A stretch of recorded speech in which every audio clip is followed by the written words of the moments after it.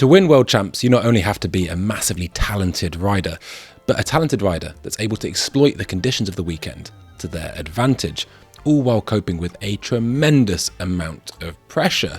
In the current field, we have past world champions Loic Bruni, Miriam Nicole, Greg Minnaar, Camille Balanche, Reece Wilson and Danny Hart, as well as incumbents such as multiple Rainbow Stripes winner Valley Hole and 2023 winner Charlie Hatton. But who are the best riders of the current crop never to win that coveted jersey? And of them, who could be a real threat at this weekend's race? Junior world champs aside, Finn Isles has never finished above 7th in an elite worlds, which is crazy to think. He's clearly a massively talented rider and is incredibly consistent, plus the way he slaloms and drives the bike seems to push his equipment harder than just about anyone. Apart from his famous home victory in Mont Saint-Anne in 2022, it's often seemed that he's just been beaten by a rider having the run of their life. But is that true? And does it hold out in the data? Well, let's look at some of the time splits. Of the 4 times he's finished second at World Cups, he's been bested by 0.85, 1.4, 2.2 and 2.4 seconds. However, at those same races, he's beaten the rider into third by 0.2, 0.3, 0.2 and 0.7 seconds respectively. So when he's achieved those second places, there is an average time difference between the winner of 1.7 seconds, but a far smaller advantage of 0.4 seconds to third place. In a sport that's often won by tenths, this is huge, and maybe does hold true that the times he's been beaten and put together a really quite amazing run, someone has been having the ride of their life. Loris Vergier, to my mind, is probably the real danger man this weekend. Now, it's important to note that this track is very different to the one that you might be thinking of when you think of the Andorran race venue. This goes from a different side of the hill and isn't that steep straight down section, but to be honest, at times resembles more of a motor track. Once, however, it goes from the open fast section into the woods, you need liquid flow and incredible precision. And one man that possesses those skills is the Frenchman. Vergier is clearly one of the best riders in the world, and even historically, his stack of 7 World Cup wins is not to be sniffed at in a sport where most riders consider it a good career to win one eventually. However, there is a perception that he doesn't cope that well with pressure, which sounds kind of strange considering how much he's won in the past, but is a perception that is true? Well, maybe, maybe not. I don't necessarily think it's true. Admittedly, in 2021, he did have a bit of a disaster day at Snowshoe, where it looked like he lost his composure in the second race of that double header. But you have to factor in that he came into an unexpected lead in the overall after his compatriot Thibaut Deprella crashed out in race 1, and everyone has bad days. However, if you look at Vergier's career, he's been an incredibly consistent achiever. In fact, at the Italian World Champs in 2021, he seeded fastest and then put together a run to deliver a silver medal, which is no mean feat. Furthermore, he's been the fastest qualifier and gone on to win a further 3 World Cups. So I think this idea that he crumbles under pressure is incredibly unfair. There's not much I can say about the Frenchman Amaury Piron that hasn't already been said. He is unbelievably fast, and if he failed to claim a rainbow jersey, would probably go down as one of the best riders never to win. However, what is different about this year, and is there such a thing as too much winning? What I mean by that is, normally riders are having to manage their priorities as they wrestle the demands of a rigorous World Cup overall campaign with the desire to win a World Champs. Now, a good example of this would be in 2022, where Piron himself admitted that he rode almost conservatively in that home World Champs, where he eventually claimed second, because he hadn't wrapped up the overall yet. Managing both of these demands must be incredibly difficult. Funnily enough, after his win in Italy this year, I managed to ask him, I said, is this the year that you really focus on winning worlds?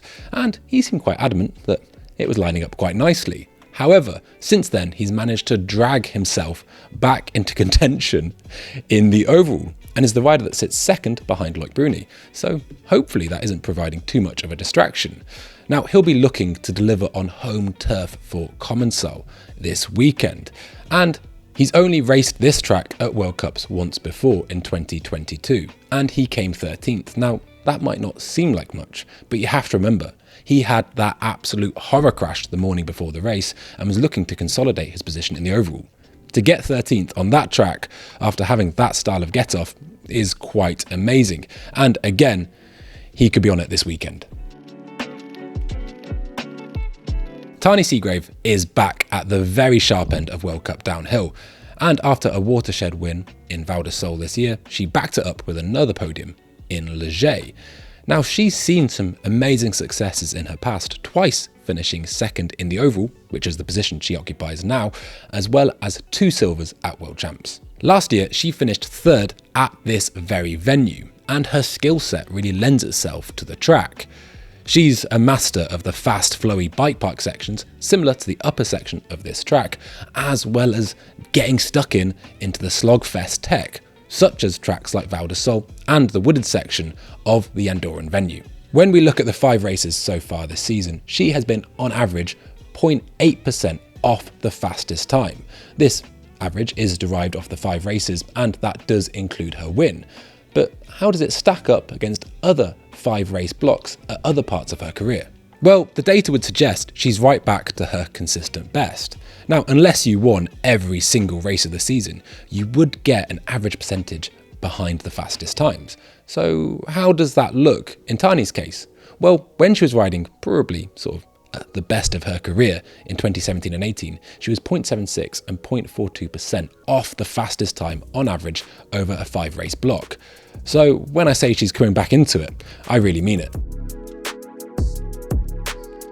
The curious case of Marine Cabirou. She's won 8 World Cups and scored a further 12 top 3s at the highest level in our sport. She's also won an overall title, but in some ways, it still seems like she's in her ascendancy. Well, to be honest, the results show that I'm absolutely talking out the other end, but that was it. She had that horror crash in 2022 at Leergang, and she broke 3 vertebrae, and she's still coming back up to speed, right? Nope, I am absolutely wrong again. In the 14 World Cups that she's raced since that horror crash, she's podiumed at 10 of them. She's also won a World Cup this year in Poland, as well as winning 2 last year. So when I say she's back at it, she absolutely is. However, if you look at her average position from this season's races, it actually comes somewhere between 5th and 6th, which is odd for a rider that can put a second into the field like she did in Poland. It feels with Marine Cabirou, her highs are incredibly high though, and she would be a worthy winner should she put it together at the race in Andorra. Nina Hoffman dispelled the notion that other riders only win when Valleyhole doesn't quite turn up in 2022, when she put 3 seconds into the Austrian on this very track. Now, I imagine, head games being what they are, she'll take enormous confidence from that going into this weekend. Twice a podium finisher in her quest for the overall, she's actually out of contention realistically this year, with Valleyhole already amassing double the amount of points that she has. Sadly, Nina suffered quite a nasty elbow injury earlier in the season. However, she could be riding that bit more free and easy, knowing that she doesn't have to slog it out for the rest of the season, hoping to win that campaign title. She clearly enjoys this track, and after that win in 2022, she went on a run of 6 races where she didn't finish outside of the top 3, which is quite a feat.